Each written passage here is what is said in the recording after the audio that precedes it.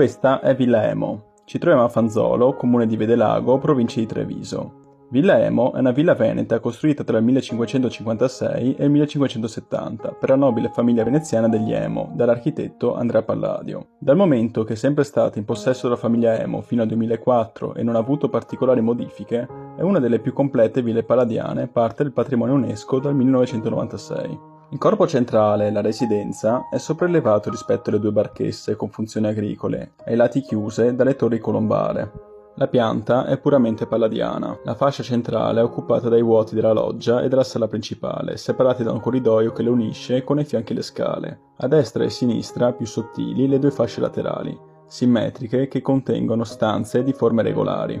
Mentre gli interni sono abbondantemente decorati dallo Zelotti, gli esterni sono semplici ed impatto, grazie alla geometria ben definita. Hanno come unico elemento decorativo il loggiato dorico, realizzato in materiali poveri come il mattone e stucco, ma di grande forza espressiva.